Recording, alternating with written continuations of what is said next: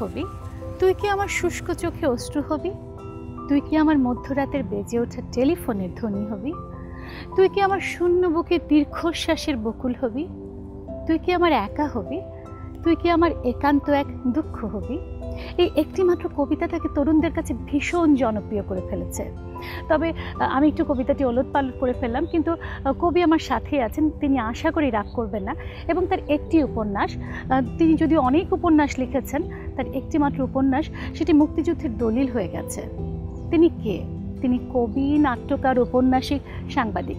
আমার খুব প্রিয় একজন মানুষ আনিসুল হক। কেমন আছেন? আমি খুব ভালো আছি, আর আমারও খুব প্রিয় মানুষ সামিয়ার সামনে যখন আছি। তাহলে আমি ধন্য আনিস ভাই। আনিস ভাই, আমরা আজকে হাঁটতে হাঁটতে আপনার পুরো এক জীবনের গল্প শুনবো, কিন্তু আগে আপনার কাছে জানতেই চাই, আপনি কোন পরিচয়টা আপনার বেশি প্রিয়? কবি, উপন্যাসিক, নাট্যকার, সাংবাদিক, কোনটি? কবি বললে আমার বেশি ভালো লাগতো, কিন্তু লোকে বলে না। কিন্তু এই কবিতাটি তো ভীষণ জনপ্রিয় করে ফেলেছে আপনাকে। আমার প্রথম বই তো কবিতার বই, এটা আমি যখন ছাত্র ছিলাম, প্রকৌশল বিশ্ববিদ্যালয়ে পড়তাম, তখন বেরিয়েছিল। কিন্তু মজার ব্যাপার, এত রোমান্টিক একটা কবিতা, তখন তো আপনি প্রেম করতেন না আনিস ভাই? নাকি করতেন? মেয়ে না পাওয়ার জন্য এখন বলবেন না। না না না, আমি কালকে রবীন্দ্রনাথের এই যে ছোটবেলার যে স্মৃতি সেগুলি পড়ছিলাম, তাতে দেখলাম যে আমার অবস্থা রবীন্দ্রনাথের অবস্থা একই ছিল। আমরা যখন 18, 19, 20, এমনকি 24, 25, 26 বছর বয়সে রবীন্দ্রনাথের নাকি মেয়েদের সঙ্গে কথা বলতে পারতেন না, মেয়েদের সাথে লজ্জা পেত। হ্যাঁ, খুবই লজ্জা পেতেন, এবং সেসব কথা উনি লিখে রেখে গেছেন। আনিস ভাই, আপনি কি লজ্জা পেতেন? হ্যাঁ, এই যে তুই কি আমার দুঃখ হবে, এই কথাটা যে বললাম, মানে মেয়েদের সঙ্গে তো কোনো কমিউনিকেশন নাই। আমরা তো ওই রবীন্দ্রনাথের মতো এই যে নারী বর্জিত পৃথিবীতে বড় হয়েছি। ধরেন যে রংপুর জেলা স্কুলে পড়েছি, সেখানে কোনো মেয়ে ছিল না, কিন্তু বুয়েটে তো ছিল। বুয়েটে যখন ছিল তখন এই কবিতাগুলি বেরোচ্ছিল, কিন্তু কারোর সঙ্গে গিয়ে দুঃখকে খুঁজে পাচ্ছিলেন না। হ্যাঁ, আনিস ভাই, 1965 সালে জন্ম, আমি যতটুকু জানি। সেই রংপুরে আপনার এসএসসি, এইচএসসি, আমি সেই ছোটবেলার গল্প শুনবো। আপনারা 5 ভাই বোন, 1 বোন, 4 ভাই, সব গল্প শুনবো, যে গল্পগুলো আগে কখনো বলেননি। প্রশ্ন জিজ্ঞেস করেন দেখি। না, সেই ছোটবেলায় বেড়ে ওঠা, এবং আপনি খুব মেধাবী স্টুডেন্ট ছিলেন আমি যতদূর জানি। আমার একটা হয়েছে যে আমি তো 4 নম্বর ভাই, এবং দীর্ঘদিন আমি ছোট ছেলে ছিলাম। আমার ছোট ভাই যেটা, সে আমার চাইতে 8 বছরের ছোট। তো আমার বড় ভাই, মানে আমার বড় 3 জনই ক্লাসে ফার্স্ট হতো, তারা বৃত্তি পেতেন এবং তারা স্ট্যান্ড করতেন। তাদের কারণে আপনি হয়ে গেছেন। আমার তো ভীষণ চাপ, আমি আসলে ক্লাস 5 পর্যন্ত ফার্স্টই হতাম, ছোট স্কুল। তারপরে রংপুর জেলা স্কুলে গেলাম, তখন গিয়ে কিন্তু আমি 6th হতাম, 7th হতাম, 4th হতাম, 3rd হতাম, ফার্স্ট হতে পারতাম না। এমন একটা মানসিক চাপ। এটা কি আপনার নিজের ইচ্ছা ছিল, তাগিদ ছিল, নাকি আপনি খুব মেধাবী ছিলেন, নাকি বাবা মার দিক থেকে ইচ্ছা ছিল যে ছেলেমেয়েরা পড়াশোনায় খুব ভালো হতে হবে? না, এটা আমার আম্মা বড় ভাইকে প্রথম বৃত্তি পাওয়ানোর চেষ্টা করলেন। তারপরে উনি সিরিয়াস ছিলেন খুব। হ্যাঁ, তারপরে উনি উনি হয়েছিলেন ম্যাট্রিকে 8, মানে মাধ্যমিক পরীক্ষায়, উচ্চ মাধ্যমিক পরীক্ষায় উনি হলেন 3rd। আর আমার একটা মেজো ভাই, উনি বোর্ডের পরীক্ষায় ফার্স্ট হয়েছিলেন, আর বৃত্তিতে আমিও ফার্স্ট হয়েছিলাম। এটা পুরো মেধাবী ফ্যামিলি। হ্যাঁ, তো ওই চাপটা হলো কি, আমি কিন্তু আমার যেহেতু এই যে শিল্প সাহিত্যের দিকে ঝোঁক, আমি রংপুর জেলা স্কুলে গিয়ে ভর্তি হয়ে হাতে লেখা একটা পত্রিকা বের করলাম। একটাই পত্রিকা, মানে একটা বইয়ের মতন সুন্দর ছবি টবি দিয়ে কবিতা লিখে স্যারকে সেটা দিলাম। ক্লাস 6-এ রংপুর জেলা স্কুলে কায়েম স্যার নামে আমাদের একজন ক্লাস টিচার ছিলেন, উনি তো মুগ্ধ হয়ে গেলেন। তখন কি লিখতেন? গল্প? সবই লিখতাম। ছোটবেলায় তো ছড়া লিখি, কবিতা লিখি, গল্প লিখি, মানে ক্লাস 6-এ তো। তারপর ওটার মধ্যে ছবি এঁকে একটা প্রচ্ছদ বানিয়ে স্যারকে দিলাম, স্যার এটা আমি বানিয়েছি। স্যার খুশি হয়ে তারপর বললো, তুমি একটা দেয়াল পত্রিকা করো তো। আমি একটা দেয়াল পত্রিকা করলাম, স্যার সেটা একদম হেড স্যারের রুমে নিয়ে গিয়ে সবাইকে দেখাচ্ছে, স্কাউটের রুমে টাঙিয়ে দিল। ফলে আমার না অন্যদিকে ঝোঁক, আর ক্লাসের পরীক্ষায় ওই যে 6th, 7th হই, 4th হই। আমি ক্লাস 8-এর বৃত্তি পরীক্ষায় গিয়ে ফার্স্ট হলাম, 9 থেকে 10-এ ওঠার পরে ফার্স্ট হলাম। কিন্তু তার আগে আমি ফার্স্ট হতে পারতাম না। এত যে হীনমন্যতা লাগতো যে সব ভাই বোন ফার্স্ট হয়ে আমি হতে পারি না। কিন্তু ওইটা যে হতে পারি না, সেটার শোধ আমি নিতাম। আমি বিতর্ক করতাম, বক্তৃতা করতাম, রচনা লেখার প্রতিযোগিতায় অংশ নিতাম। বাসা থেকে কি এরকম পরিবেশটা ছিল যে কবিতা লেখার, গল্প লেখার? এটা আমি বলি, আমার আব্বা পিটিআই প্রাইমারি ট্রেনিং ইনস্টিটিউটের, উনি অ্যাসিস্ট্যান্ট সুপারিনটেন্ডেন্ট ছিলেন, মনোবিজ্ঞান পড়াতেন, শিশু মনোবিজ্ঞান। উনি বলে দিয়েছিলেন যে শিশুকে প্রকৃতির বুকে ছেড়ে দাও, প্রকৃতি শিশুকে শিক্ষা দেবে, এবং আমার বাচ্চাদেরকে কেউ মারতে পারবে না। ফলে আমি যে, আপনি জীবনে কখনো মার খাননি? আব্বার হাতে না, কিন্তু আম্মা খুব চলতে। হ্যাঁ, তো ওই জন্যে আমাদের ওই পরিবেশটার ভিতরে যেহেতু প্রাইমারি টিচাররা ছিলেন, ওরা ছবি আঁকতেন, ওরা বাচ্চাদের জন্য সুন্দর সুন্দর কাজ করতেন, ওগুলি আমি দেখতাম, ওই হোস্টেলেই থাকতাম তো, ফলে আমিও ছবি আঁকা, তারপর লেখালেখি করা, এগুলির ভেতরে ছিলাম। আব্বা খুব উৎসাহিত করতেন। আমি ধরেন একটা ক্লাস 6 বা 7 কোথাও একটা বিতর্ক প্রতিযোগিতা হলো, আমি গিয়ে হয়তো ফার্স্ট হয়েছি বা সেকেন্ড হয়েছি, এসে আব্বাকে বললাম, আব্বা বলো তো কী নিয়ে বিতর্ক করেছো? হয়তো বিতর্ক করেছি বিজ্ঞান আমাদের অভিশাপ নাকি আশীর্বাদ। আব্বা বলতেন, তুমি কি বলেছো এটা পুরোটা বলো। আব্বার সামনে দাঁড়িয়ে ওই পুরো বক্তৃতাটা আরেকবার আমি বলতাম, আব্বা একদম বিস্মিত, এইটা তুমি পুরোটা বলেছো। অথবা ধরেন আমি একটা ছড়া লিখেছি একটা ভাইয়ের সাথে যাইয়ের মিল দিয়ে, কিছু একটা হয়েছে, এই মিল তুমি দিতে পারলে, এরকম ছন্দ তুমি মিলাতে পারলে। আব্বা যে বিস্মিত হতেন। তার মানে এই যে এই কবিতা লেখা, গল্প লেখা বা উপন্যাস লেখা, এটা আসলে প্রতিটা মানুষের পরিবার থেকে এটা, আমি মনে করি যে আমার আব্বার অবদান খুব বেশি ছিল। আর আম্মা চেয়েছিলেন, মানে উৎসাহ না থাকলে তো আসলে হয় না। আম্মা চেয়েছিলেন যে আমাদের রেজাল্ট ভালো হোক, আমরা যেন ডাক্তার এবং ইঞ্জিনিয়ার হই। আমি যতদূর একটা আপনার ইন্টারভিউতে পড়েছিলাম আনিস ভাই, যে যেদিন আপনার বাবা মারা যান বইটা আপনি পড়তেন, আপনাকে না বলে বোধহয় নিয়ে এসেছিল বা এমন কিছু বলেছিল, আপনি সারাটা রাত বাসে জার্নিতে ভাবছিলেন, সেই গল্পটা শুনতে। সেটা হচ্ছে এটা হচ্ছে সেকেন্ড সেমিস্টার, ফার্স্ট ইয়ারে। তারপরে হঠাৎ করে পরীক্ষার একটা গ্যাপ ছিল, গ্যাপের মধ্যে আমাকে বললো, মামা এসছেন, মামা ঢাকায় থাকতে, বাবা চল রংপুরে যাবো। রংপুরে যাবো মানে তো পরীক্ষা, আমার পরীক্ষা 3 দিন পরে পরীক্ষা। বলে তোর বাপের খুব অসুখ বাহে, চল। তা আমি বলে আচ্ছা চলেন বলে তার সঙ্গে আমি ভেবেছি যে উনি গাড়ি নিয়ে যাচ্ছেন, গাড়ি, পরে দেখি না বাসেই উঠলো। তখন আমার সন্দেহ হলো যে এইভাবে ডেকে নিয়ে গিয়ে বাসে করে আমাকে রংপুরে নিয়ে যাচ্ছে, এর মানে হচ্ছে আব্বা মারা গেছে। তখন আমি সারা রাত কাঁদতে কাঁদতে গেলাম। আপনি বুঝে গেছি? ভোরবেলা গিয়ে আমরা রংপুরে পৌঁছেছি, আমাদের বাড়ি ধাপকটকি পাড়ায়। আমি যাচ্ছি সকালবেলা ওই চায়ের দোকানে, ভোরবেলা ওরা স্টোভ জ্বালাচ্ছে, সবাই আমার দিকে তাকিয়ে আছে। রিক্সায় করে যাচ্ছি তো আমি বুঝতে পেরেছি যে এই যে মৃতের, মরহুমের একটা ছেলে ঢাকা থেকে ফিরছে, এটা কিন্তু সবার চেহারা বোঝা গেল। তারপর আমি গিয়ে জিজ্ঞেস করলাম আব্বা কই। তারপর একটা ঘরে আব্বাকে খাটিয়ার মধ্যে শুয়ে রাখা হয়েছে। তো তখন আমি যেহেতু সারা রাত কেঁদেছি, ওই সময় আর কাঁদছিলাম না। পরে আমার আত্মীয় স্বজনরা সবাই আমাকে কাঁদানোর চেষ্টা করছে যে ও এত শকড হয়ে গেছে যে কাঁদছে না। আসলে কান্না তো আমি সারা রাত কেঁদে ফেলেছি। আনিস ভাই, বাবা চলে যাওয়ার পর কি ফিনান্সিয়াল প্রবলেম কি এসেছিল? আমার ভাই তখন, বড় ভাই ডাক্তার, উনি ইন্টার্নি করছেন, আর আমরা সবাই ছাত্র। আমাদের সুবিধা ছিল, আমাদের তো পড়ার খরচ লাগতো না, কিন্তু স্কলারশিপ ছিল। হ্যাঁ, বুয়েটে পড়ি, ওই ট্যালেন্ট পুলে বৃত্তি পাই, 400 টাকা করে পাওয়া যেত, 500-600 টাকা খরচ হতো। একটা কষ্ট ছিল কিন্তু বুঝতাম না। কিন্তু আব্বার মারা যাওয়ার এই শোকটা আমি বুয়েটে ফিরে আসার পরে আমার কান্না পেল। এখনও আমি কিন্তু মাঝে মাঝে আব্বার কথা মনে করে কাঁদি। কারণ দেখুন, আমার ভাইটা, বড় ভাইটা কেবল ইন্টার্নি করছে, আমরা সবাই ছাত্র। আমার ওই বড় ভাই এখন নিউরো মেডিসিনের অধ্যাপক, বড় ডাক্তার হয়েছেন। আমার মেজো ভাই, উনি ইঞ্জিনিয়ার হয়েছেন, পিএইচডি করে এসেছেন, উনি আইইউটিতে প্রফেসর। আমার বোন কার্ডিওলজিস্ট হয়েছে। আমার ছোট ভাইটা, সে তখন 6-7-এ পড়ে, ও এখন কেয়ারের ডিরেক্টর হয়েছে। আমি লেখক হয়েছি কি হইনি, আব্বা কিন্তু কিছুই দেখে যেতে পারেননি। এইটা আমার খুব হাহাকার লাগে। আব্বাই আমাদের পরিবারে আমার লেখালেখি, আমার বিতর্ক, বক্তৃতা, ছবি আঁকাকে খুবই উৎসাহিত করতেন। আমার মনে হয় একটা বইও যদি আমি আব্বাকে দেখাতে পারতাম। এইটা আব্বা 13ই জানুয়ারি মারা গিয়েছেন। নিশ্চয়ই দেখছেন, কোথাও না কোথাও থেকে নিশ্চয়ই দেখছেন। আমার এই জানুয়ারি মাস এলে, 13 জানুয়ারি এলে, এটা আরেকটা গল্প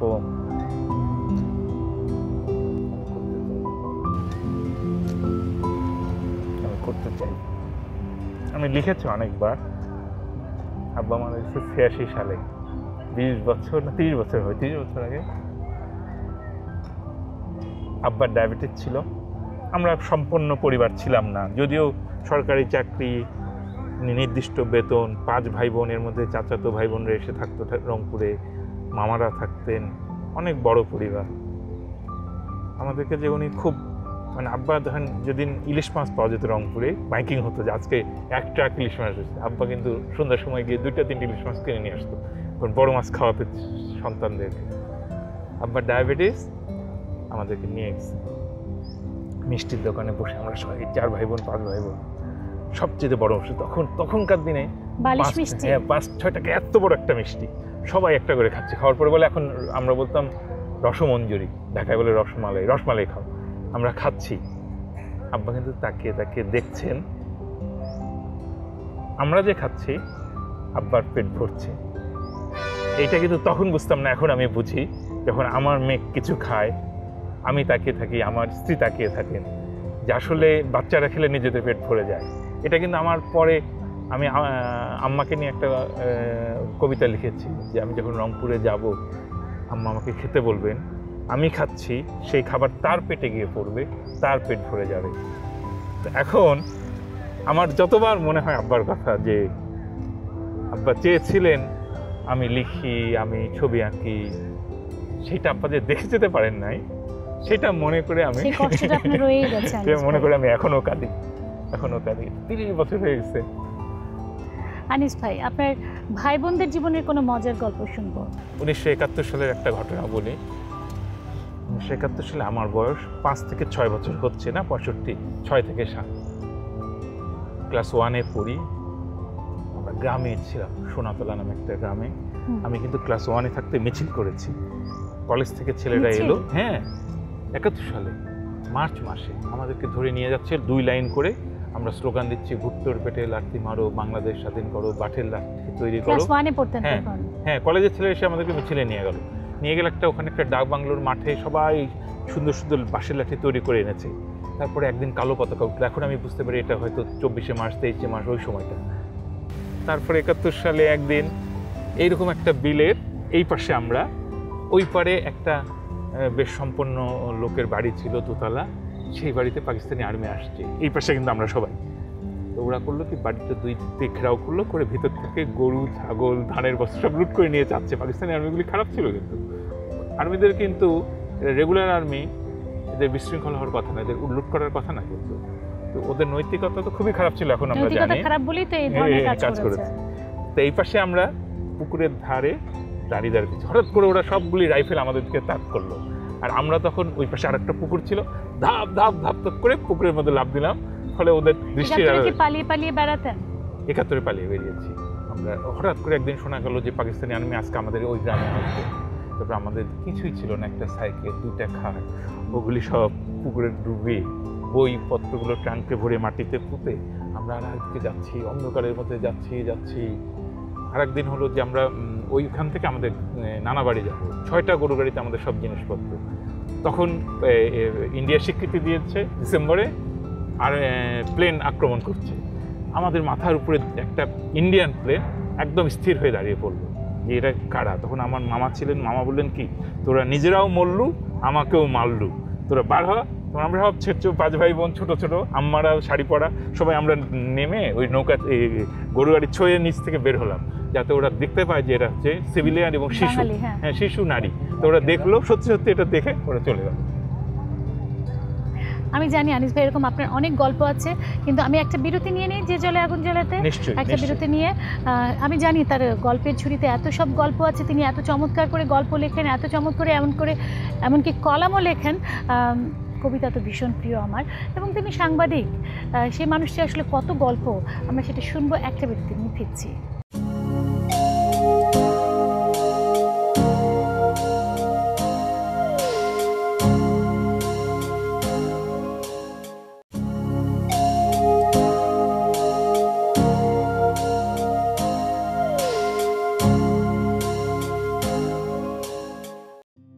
এই আনিসুল হকটাকে রাত্রি এসে খুঁজে গেছে তাকে। রাত্রি কি একলা এসেছিল, সঙ্গে ছিল জোনাকি মিছিল। আলো খচা মিছিল আজ না, মরাখুলি বাজায় বাজনা। ফোটে কালো কবরে মুকতা, ফলে ভোর সাদা বিমুখতা। ভোর এসে নাড়ছে মস্তক, চিনি না কে আনিসুল হক।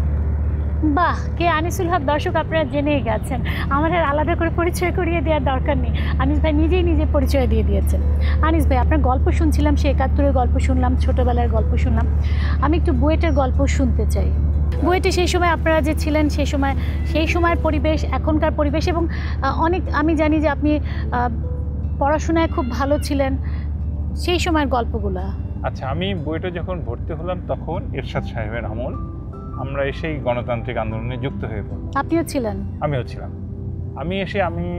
আমার না ইঞ্জিনিয়ারিং পড়াটা ভালো লাগে নাই, খুব অঙ্ক, একটু ড্রাই, শুষ্ক। সেই জন্য কি ইঞ্জিনিয়ার হয়ে গেলেন সাংবাদিক? হ্যাঁ, আমি কিন্তু ফার্স্ট ইয়ারেই আমাদের ক্লাসে আমরা 7টা ছেলে 5টা মেয়ে, আমাদের বন্ধুরা বিশেষ করে বান্ধবীরা ওরা আমাকে জিজ্ঞেস করতো তুমি যে পড়ছো না, তুমি যে, কারণ আমরা সবাই ভালো ছাত্র, বিশেষ করে আমি তো এ সেকশনে ছিলাম, সবাই ভালো, এবং যখন স্যাররা জিজ্ঞেস করেন কী স্ট্যান্ড করেছে আমরা সবাই দাঁড়িয়ে পড়লাম। এর মধ্যে ওরা টের পেলো যে এর তো লেখাপড়ার কোনো খেয়াল নাই, সে শুধু কবিতা লেখে। এর মধ্যে আমরা রাজনীতি করি, আমরা গণতান্ত্রিক আন্দোলন করি, মিছিল করি, কারফিউ ভঙ্গ করি। তখন আমার বন্ধুরা, বিশেষ করে আমার ক্লাসমেট যে মেয়েগুলি ছিল 5 জন বন্ধু, ওরা জিজ্ঞেস করে যে আচ্ছা তুমি কি করবা, তুমি তো লেখাপড়া করছো না। তখন আমি ফার্স্ট ইয়ারে বলে দিলাম আমি সংবাদপত্রে যোগ দিব। কেন সাংবাদিকতার প্রতি এত ঝোঁক কেন? এটার কারণ হচ্ছে যে আমার লেখালেখির সুবিধা হবে, তখন আমার গল্প প্রকাশ করতে সুবিধা হবে। ও আচ্ছা, প্রকাশের সুবিধার্থে। হ্যাঁ, তখন আমার কল্পনার মধ্যে আরেকটা ছিল, সেটা হচ্ছে রুকনুজ্জামান খান দাদাভাই উনি ইত্তেফাকের কচিকাচার আসর, কচিকাচার মেলা দেখতেন।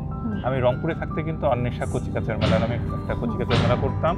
সেখান থেকে আমরা ওই যে যা করতাম, দেয়াল পত্রিকা বের করে ফার্স্ট হচ্ছি, বিতর্ক করে ফার্স্ট হচ্ছে, এগুলি নিয়ে ঢাকায় আসছি, গিয়ে আবার দাদাভাইয়ের সঙ্গে দেখা করতাম, ইত্তেফাকে যেতাম। দাদাভাই আমাকে খুব চিনতেন। তো আমার কল্পনা ছিল যে আমি পাশ করে ইত্তেফাকে দাদাভাইয়ের চেলা হব। তারপর দাদাভাই আমাকে, কারণ আমি গেলে দাদাভাই ছড়া কবিতাগুলি দিয়ে বলতেন এগুলি একটু এডিট করে দাও তো। আমরা এখন যেমন আমাদের কাছে যে তরুণরা আসে তাদেরকে বলি না এতগুলি চিঠি আসছে একটু বেছে দাও, ওরকম দিতেন। তো আমি তো খুব সম্মানিত বোধ করতাম। দাদাভাই আমার ছড়া ছাপতেন, কবিতা ছাপতেন। তো তখন আমি ভাবতাম যে আমি ইত্তেফাকে জয়েন করবো, দাদাভাইয়ের অ্যাসিস্ট্যান্ট হব আর গল্প কবিতা লিখবো। তখন তো আর অত ভাবি নাই যে আমরা ভবিষ্যতে নতুন ধরনের কাগজ করব। আপনি পড়াশোনায় মেধাবী ছিলেন, পড়াশোনা শুরু করলেন ইঞ্জিনিয়ার হয়ে, কিন্তু মনে ইচ্ছে ছিল হলো সাহিত্য করার, হয়ে গেলেন সাংবাদিক। তারপরে সেই আন্দোলনের সাথে সেই হ্যাঁ, আমরা 90-এর গণ অভ্যুত্থানের ওই সময়টায় সিরিয়াস গল্পও করতে পারি। একদিন হলো কি 54 ঘন্টার হরতালের সময় ঢাকা বিশ্ববিদ্যালয় বন্ধ করে দেওয়া হলো, হল সব খালি করে দেওয়া হলো। তখন আমরা প্রকৌশল বিশ্ববিদ্যালয় খোলা ছিল, আমরা ভাবলাম যেটা আমাদের দায়িত্ব এই হরতালটাকে সুসম্পন্ন করা। তখন আমরা এই আজিমপুরে একটা আর্মি রিক্রুটিং সেন্টার ছিল, সেইটার দিকে পলাশী থেকে বিশাল মিছিল নিয়ে যাচ্ছি। তারপরে গুলি শুরু হলো। গুলি করার সময় আমাদের চোখের সামনে 2-3টা ছেলে পড়ে গেল। আমরা তো ছত্রভঙ্গ হয়ে পালিয়ে চলে এলাম। এসে আমরা মিছিল করতে শুরু করলাম, বইয়ের ছাত্র মূল্য কেন, খুনি এরশাদ জবাব দেয়। তারপর পরে জানা গেল যে আসলে সেই সময় তো আপনি কোন পত্রিকার সাথে যুক্ত হয়ে গেছিলেন? এরপরে আমরা প্রথমে সাপ্তাহিক দেশবন্ধু পত্রিকায় যুক্ত হলাম, সম্পাদিত। ওখান থেকে আবার আমরা পরে পূর্বাভাস নামে একটা কাগজ করলাম, ওটাও মোজাম্মেল বাবু সম্পাদিত। ফলে আমাকে যে সাংবাদিকতার লাইনে আনলেন, এটা কিন্তু মোজাম্মেল বাবু, পুরোটাই আমি তার পেছনে হাঁটতাম। তার মানে আপনার সাংবাদিকতাটা শুরু হয়েছিল অনেকটা বিপ্লবী ধারণা দিয়ে। হ্যাঁ, আমরা গণতান্ত্রিক আন্দোলন, আমরা স্বৈরাচারের পতন, এই লক্ষ্যে সাংবাদিকতা করেছি।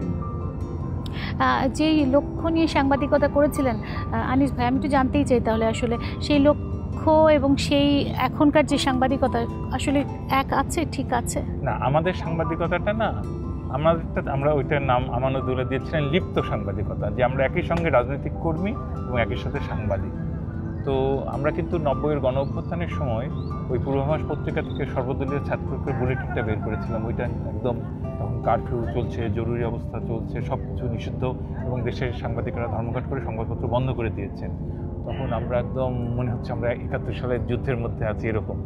আমরা একদম চুপি গিয়ে, এই ডাক্তার মিলন মারা গেলেন, আমি তার বাড়ি গিয়ে তার ছবি জোগাড় করলাম। তার বাচ্চাটার নাম শামা ছিল, ওদের ছবি হিউম্যান স্টোরি লিখলাম, এটা সর্বদলীয় ছাত্রকে বুলেটিনে। তারপর যেদিন এরশাদ সাহেব পড়ে যাবে, ওই দিন আমরা সারাদিন সব কারফিউ ভঙ্গ করে হাজার হাজার লোক রাস্তায় আমরা ওই সর্বদলীয় ছাত্রকে বুলেটিন বের করছি। ফলে সেই সাংবাদিকতাটা যে সত্যিকারের নিরপেক্ষ সাংবাদিকতা তা নয়, কিন্তু আমাদের উদ্দেশ্যটা ছিল দেশের গণতন্ত্র পুনঃ নিরপেক্ষ। আসলে কি হওয়া যায় আনিস ভাই? আমরা যদি ধরেন মুক্তিযুদ্ধের কথা বলি, এটা তো আমার অস্তিত্বের সাথে জড়িত আছে, গণতন্ত্র সেটিও একটা ব্যাপার।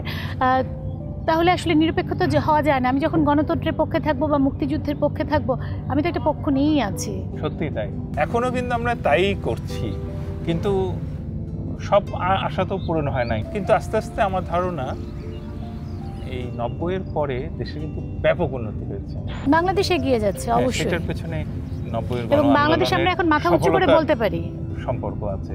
এই যে উন্নতিটা হয়েছে এটা কিন্তু 90-এর পরে। 90-এর পরে। কিন্তু আনিস ভাই, আমি আপনার কাছে একটা বিষয় একটু জানতে চাই। আপনি এখন যে পত্রিকায় আছেন প্রথম আলো, সেটা নিয়ে প্রায় নানা রকম কন্ট্রোভার্সি তৈরি হয়। অনেকে বলেন যে একটা জায়গায় লেখা আর একটা জায়গায় ছাপানো বা স্বীকৃতি না দেওয়া, এই জাতীয় নানা রকম অভিযোগগুলো বা বিতর্কিত লেখা অভিযোগগুলো বারবার প্রথম আলোর ক্ষেত্রে আসছেই। কি বলবেন? প্রথম আলোটা হচ্ছে প্রথম আলো খুব জনপ্রিয় পত্রিকা। আপনি একটা বিস্ময়কর, আমাদের প্রথম আলোর ফেসবুকে 1,05,00,000, এখন হয়তো 8 লক্ষ হয়ে গেছে। যে বাংলাদেশে এত প্রতিষ্ঠান আছে, সব বাদ দিয়ে লোকে প্রথম আলোকে কেন এত পছন্দ করে? যখন এটাকে বলা হয় বড় হিরো ব্র্যান্ড অথবা কাল্ট ব্র্যান্ড, তাদের শত্রু থাকে, এটা একটা লক্ষ্য। যদি কিন্তু আপনারা কি শুধু এগুলোকে শত্রু হিসেবে দেখবেন, নাকি আপনাদের নিজেদের কিছু ভুল আছে সেগুলো আসলে মেনে নেবেন? প্রথম আলো না, যে কোনো লোক কাজ করলেই সে তো ভুল করবে। প্রথম আলোতে আমাদের কতগুলি অনিচ্ছাকৃত ত্রুটি হয়ে গিয়েছিল, সেগুলি লোকে অনেক সময় ভাবে যে এরা বোধহয় ইচ্ছে করে করেছে, ইচ্ছে করে করেনি। যখন আমরা পরের দিন ছাপা হয়ে যাওয়ার পরে টের পাই যে এই জিনিসটা ভুল হয়েছে, তখন আমরা খুবই লজ্জিত হই এবং ওই ভুলটা স্বীকার করি, এটা সংশোধনের চেষ্টা করি। কিন্তু মানুষ ভাবে যে এটার পেছনে হয়তো কোনো গূঢ় চক্রান্ত আছে, সেটা তাহলে প্রথম আলোর বিরুদ্ধে আরেকটা অভিযোগ আছে। যেহেতু আপনি প্রথম আলোতে খুবই গুরুত্বপূর্ণ পদে আছেন, তাই প্রশ্নগুলো করছি। যে বলা হয় যে একটা মাফিয়া বা সিন্ডিকেটের মতো করে ফেলেছে। ওই অভিযোগটা মাফিয়া বা সিন্ডিকেটের না, বরং দ্বিতীয় শব্দটা বরং কিছুটা কাছাকাছি। মাফিয়া কেউ বলে না, বলে যে ওরা একটা গোষ্ঠীবদ্ধ, ওরা নিজেদেরকে নিয়ে চলে।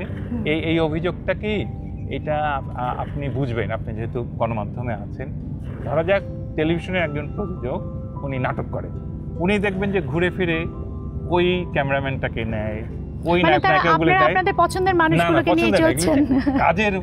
কাজ করতে করতে না আপনি বুঝে ফেলেন যে অমুককে বললে ও একটা লেখা দিবে, অমুক এই বিষয়টাই ভালো লেখে। কিন্তু এর বাইরেও কিন্তু প্রচুর ভালো লেখক আছে যাদেরকে আমাদের স্থান দেওয়া উচিত। মানুষ আমাদেরকে বলে, ভাই আমরা তো প্রথম আলোতে যেতে ভয় পাই, বা প্রথম আলোতে যাওয়া যায় না, আনিসুল হকের কাছে পৌঁছানো যায় না।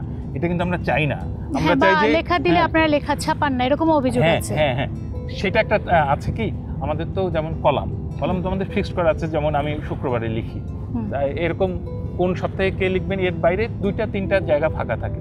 কিন্তু আমাদের অনেক তো লেখক বাংলাদেশে, সেই জায়গাতে আমাদের করার আছে। আমরা এখন ভাবছি যে প্রথম আলোতে যাতে আরো অনেক মানুষ যুক্ত হতে পারে, এই প্ল্যাটফর্মটা যাতে বড় করা যায়। না, যেমন আপনারা বাংলাদেশে আনাচে কানাচে প্রতিভাগুলোকে খুঁজে বের করার চেষ্টা করছেন বা তরুণদেরকে উৎসাহিত করার চেষ্টা করছেন, তেমনি এই লেখকদের ক্ষেত্রেও উৎসাহিত করাটা আসলে প্রয়োজন।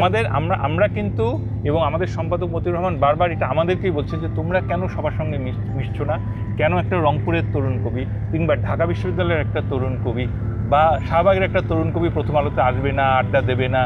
এটা কিন্তু উনি আমাদেরকে, তার মানে এই সমস্যাটি আপনাদের রয়ে গেছে। এই সমস্যাটা আমরা অনুধাবন করছি যে আমাদেরকে আরো খোলামেলা হতে হবে, সবার এটা জায়গা করতে হবে, সবার কণ্ঠস্বর। তারপরেও তো নীতির প্রশ্ন আছে। আমি একটু আনিসুল হকের সেই ভোরের কাগজের সময় থাকার সময় মেইনা আপার সাথে পরিচয়, রিক্সা করে বাড়ি পৌঁছে দেওয়া, এই গল্পগুলো একটু শুনতে চাই। ভীষণ রোমান্টিক কাপল হিসেবে আপনারা পরিচিত। আমি বলি, আমি তো ওই যে বললাম, আমরা ছিলাম নারী বর্জিত পৃথিবীতে। তার ক্লাসে যে 5টা মেয়ে ছিল, ওদের আমরা সেকেন্ড ইয়ার থার্ড ইয়ারের মধ্যে বেশিরভাগ ক্ষেত্রে বিয়ে হয়ে গেছে, কারণ শিক্ষকদের সঙ্গে বেশি বিয়ে হয়েছে, বাইরেও হয়েছে, নিশ্চয়ই হয়েছে।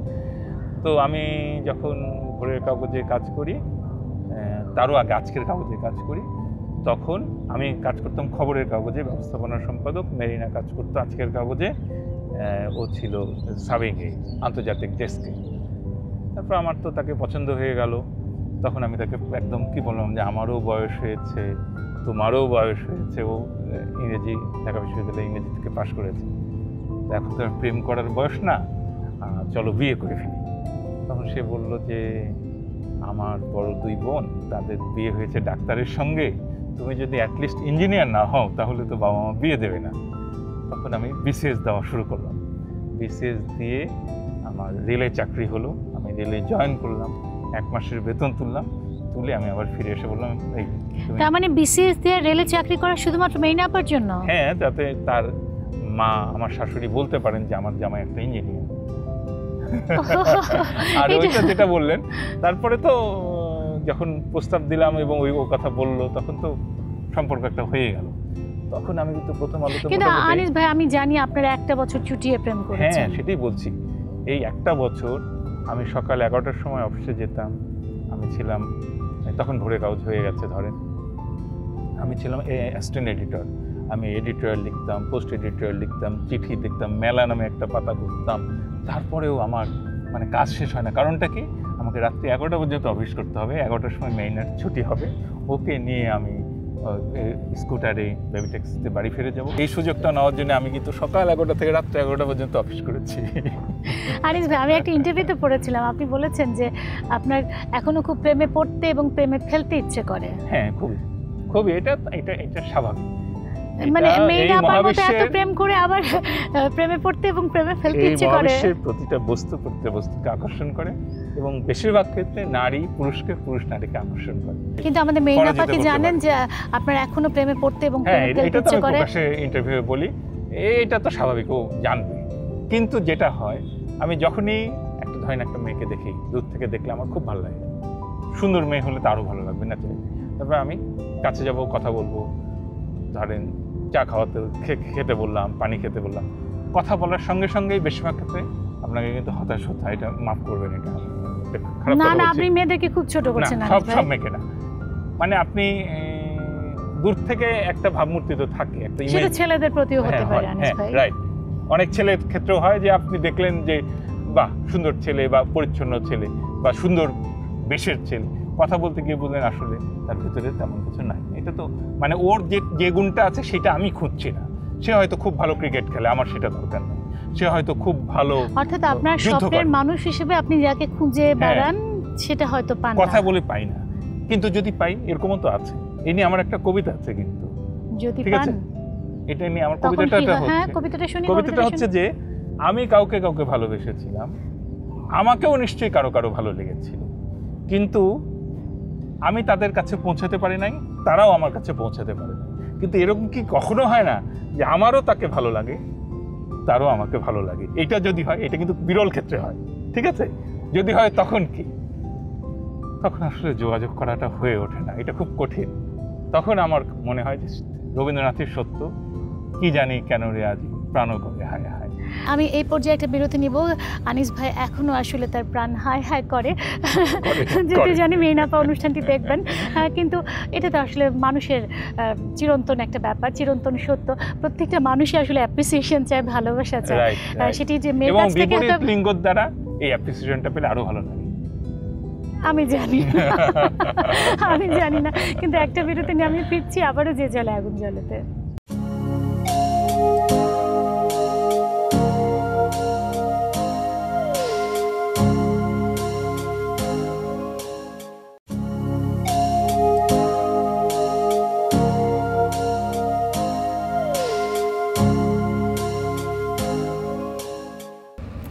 হয়ে গেছেন ইঞ্জিনিয়ার, হতে চেয়েছিলেন সাহিত্যিক, আবার হয়ে গেছেন সাংবাদিক। অবশ্য তিনি সব কিছুই হতে পেরেছেন।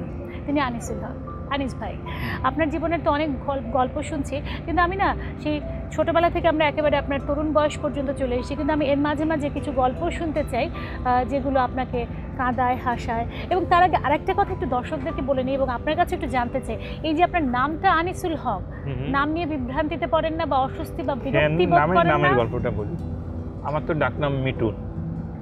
তো আমি যখন প্রকৌশল বিশ্ববিদ্যালয়ে কবিতা লিখি, রাজনীতি করি, তখন আমার নাম ছিল আনিসুল হক মিটুন। কারণ আমি জানি যে আনিসুল হক নামে আরেকজন লেখক আছেন, তিনি রংপুরে কবিতা লেখেন, কবি কায়সুল হকের ছোট ভাই। ঢাকায় 2-3জন খুবই বিখ্যাত মানুষ আছেন, যে এই নামে লিখে ভালো করা যাবে না। তখন আমি নামটা কী করব? একবার আমি করলাম আনিস মিটুন।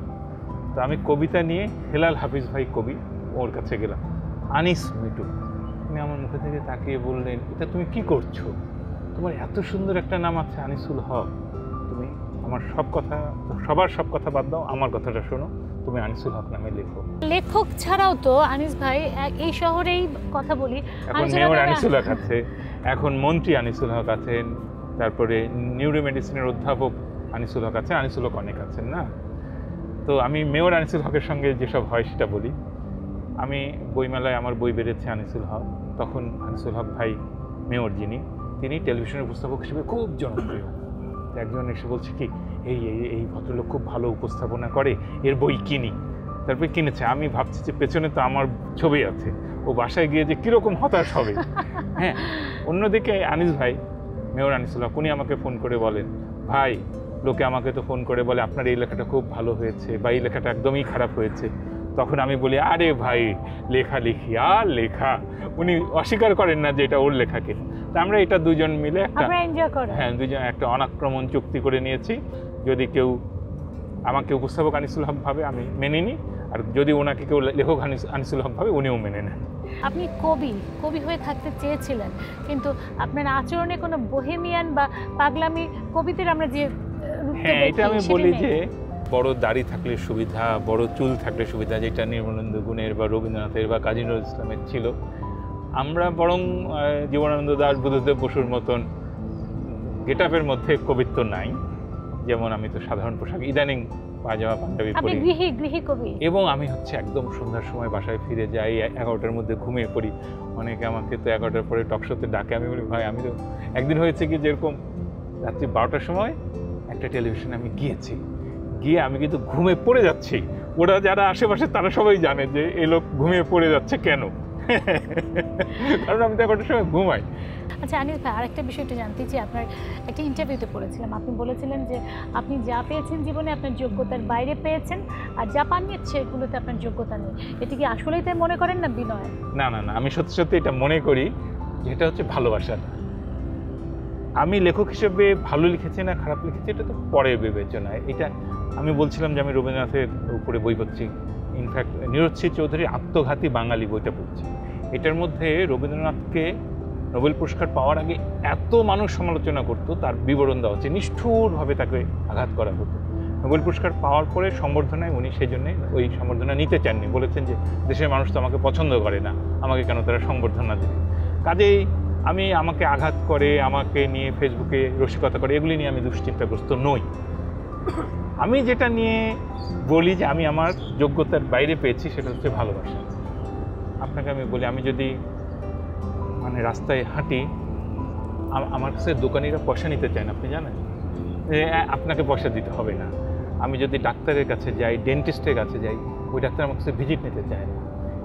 মানে হাস্যকর শোনাবে, আপনি ধরেন আমি স্টেডিয়ামে খেলা দেখতে গেছি, মানে এটা বলা উচিত কিনা আপনি মাফ করবেন, সেটা হচ্ছে বাথরুমের লাইন, 200 জন লোক লাইন ধরে আছে, আমি গেছি আপনি সামনে যান, আপনি সামনে যান, আপনি সামনে যান, আপনি সামনে যান বলে আমাকে একদম সামনে ঠেলে দিল।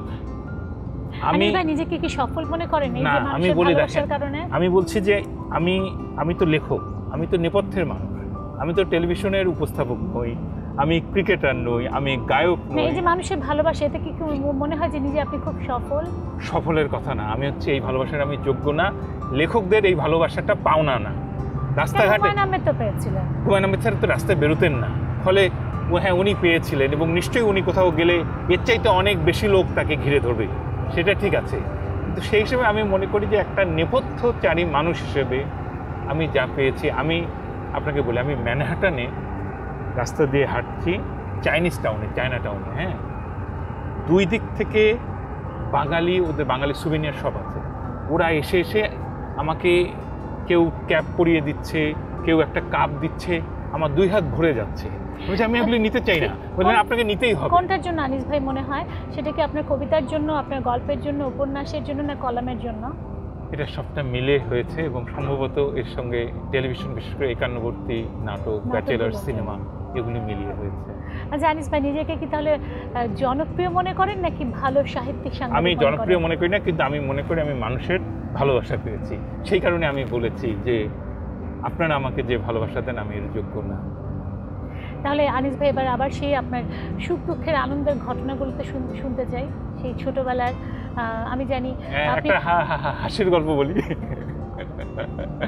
এটা আমাদের একটা বন্ধু রংপুর জেলা স্কুলে পড়তো, সে বললো কি একদিন আমরা রংপুর জেলা স্কুলে 2টা বড়গাছ আছে, তার নিচে 7-8 পড়ে আড্ডা দিচ্ছি, ওর নাম হচ্ছে তাহের আলী একদিন বলে কি, সবসময় ভয়ে ভয়ে থাকি রে, কখন কি ভুল হয়ে যায়।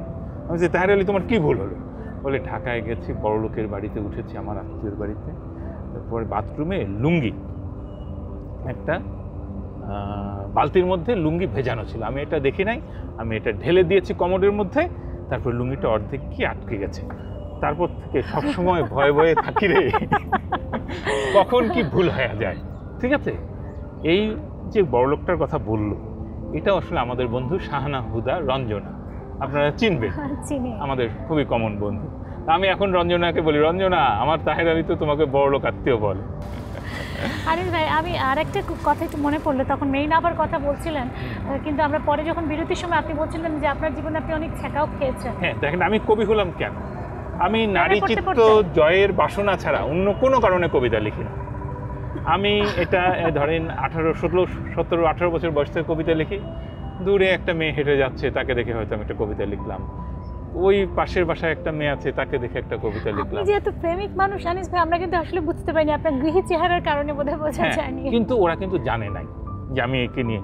এখন ধরা যাক, আমি যে মেয়েটি 16 বছর বয়সে দেখেছি তাকে, আমার বয়স তখন 18 ছিল, তাকে নিয়ে আমি কবিতা লিখেছি। তারপরে আমার কল্পনার মধ্যে আছে ওই মেয়েটি 16 বছরেই আছে।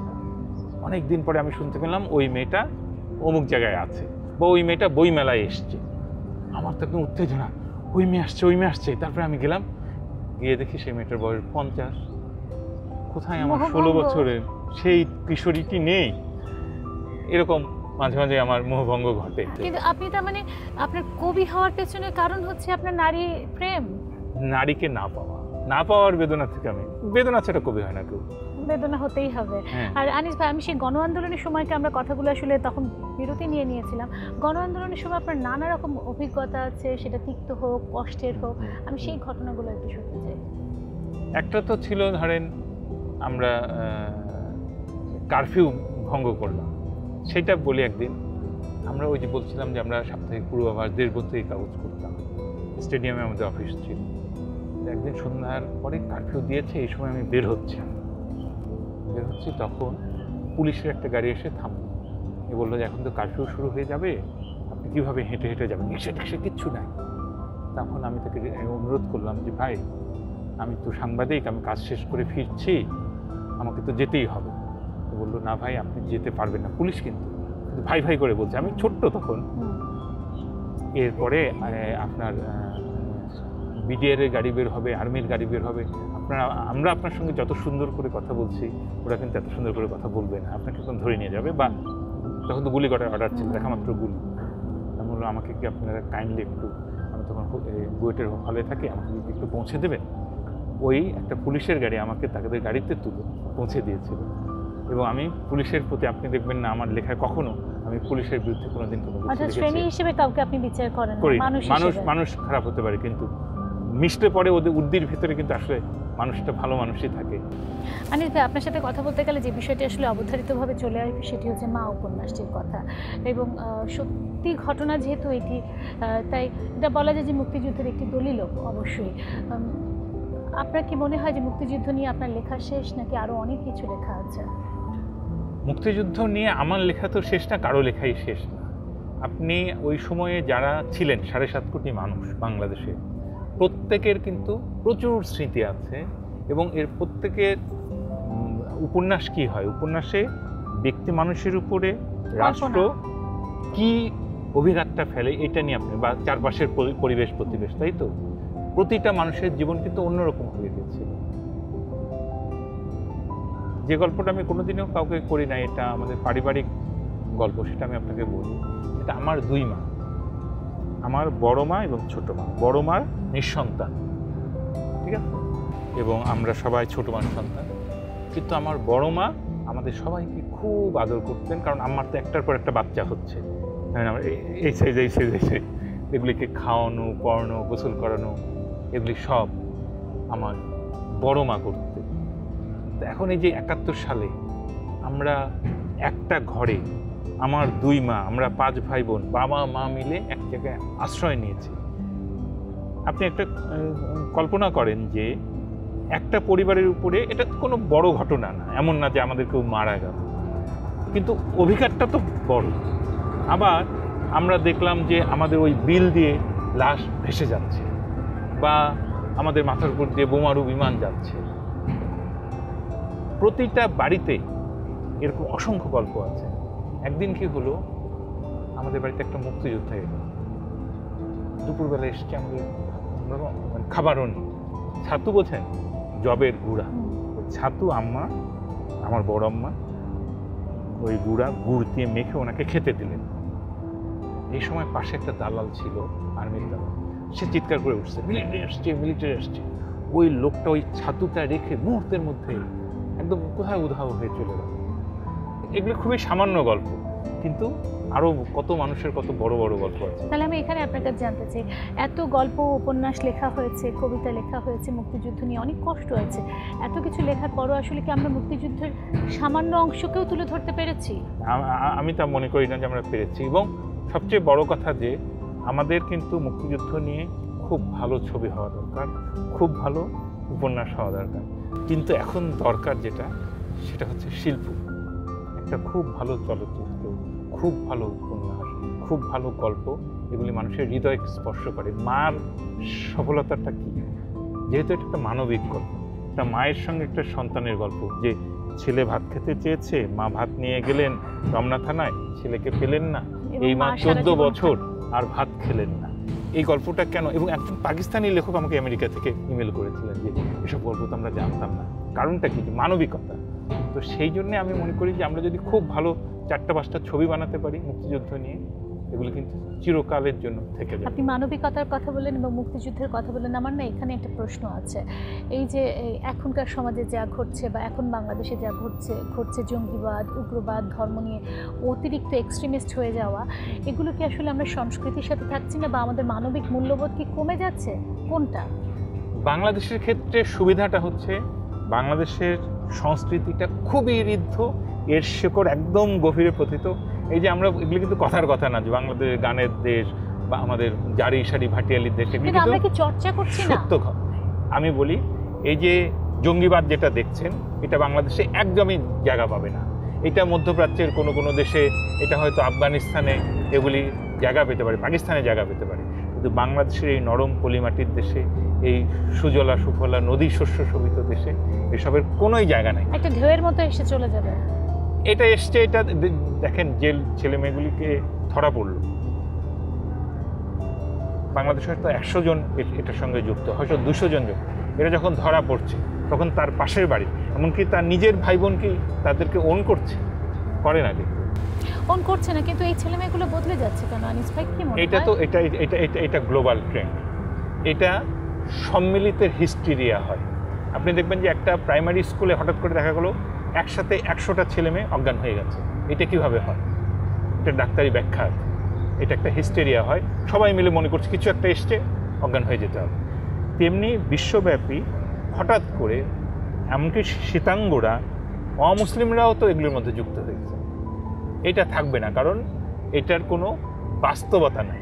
আপনি অনেক আশাবাদী মানুষ, আমরা এরকম আশাবাদী মানুষই বাংলাদেশে চাই, কারণ আমরা এই আতঙ্কের মধ্যে বসবাস করাটা সবার জন্যই কষ্টকর। এবং আপনার যদি আনিস ভাই, আপনার কাছে শেষ প্রশ্নটাই করতে চাই, আসলে কি স্বপ্ন দেখেন? আর বাংলাদেশ নিয়ে আমার স্বপ্ন না, এটা একদমই বাস্তব ক্যালকুলেটিভ আমার অঙ্ক আর কি, গণিত। এটা হচ্ছে বাংলাদেশের 98 ভাগের বেশি ছেলে মেয়ে স্কুলে যাচ্ছে। বাংলাদেশের মানুষের সৃজনশীলতার কোনো তুলনা হয় না। বাংলাদেশের মানুষ খাদ্য উৎপাদনে স্বয়ংসম্পূর্ণ হয়েছে, ফল উৎপাদনের রেকর্ড, মাছ উৎপাদনের রেকর্ড।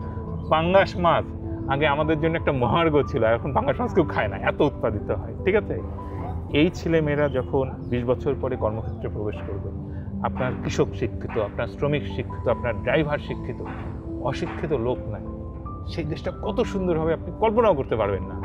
এবং আমাদের এই যে বৈদেশিক যেটা রেমিটেন্স, এটা আসতেই থাকবে এবং আমাদের উৎপাদনশীলতা বাড়তেই থাকবে। আমরা সব কিছুতে ভালো করব, শুধু একটা ক্ষেত্রে আমাদের সচেতন থাকতে হবে, সেটা হচ্ছে আমাদের নদীগুলো দূষিত হয়ে যাচ্ছে, আমাদের মাটি দূষিত হয়ে যাচ্ছে। আমরা কালো নদীর মধ্যে বসে আছি, যে জলে আগুন জ্বলেতে আসলে এখানে বসে দিয়াশলাই ছাড়লে আগুন জ্বলে উঠবে। এবং আমাদের বন সম্পদ ধ্বংস হয়ে যাচ্ছে, এগুলি রক্ষা করতে হবে। বাংলাদেশের উন্নতি 20 বছর পরে বাংলাদেশ যে পৃথিবীর একটা উন্নত দেশ হয়ে যাবে, এতে আমার কোনোই সন্দেহ নেই, এটা আমার চ্যালেঞ্জ, এটা আপনি আমার সাথে চ্যালেঞ্জ করতে পারেন। আপনার মুখে ফুল চন্দন পড়ুক, আমরাও সেটা আসলে বিশ্বাস করি। এবং এই মেধাবী এই মানুষটি ভীষণ আশাবাদী, বাংলাদেশকে নিয়ে স্বপ্ন দেখেন, স্বপ্ন আসলে সেই স্বপ্ন পূরণ হোক সেটাও তিনি চান এবং আমরা সবাই চাই। তিনি সাংবাদিক, তিনি নাট্যকার, তিনি ঔপন্যাসিক, তিনি তিনি সব কিছু, এবং সব কিছু বলেই তিনি বিশ্বাস করেন যে বাংলাদেশের মানুষ একদিন উন্নত দেশের সাথে মাথা তুলে দাঁড়াতে পারবে। যে জলে আগুন জ্বলেতে আপনাদের সবাইকে অসংখ্য ধন্যবাদ। আনিস ভাই, আপনাকে অনেক ধন্যবাদ। আপনাকে অনেক ধন্যবাদ।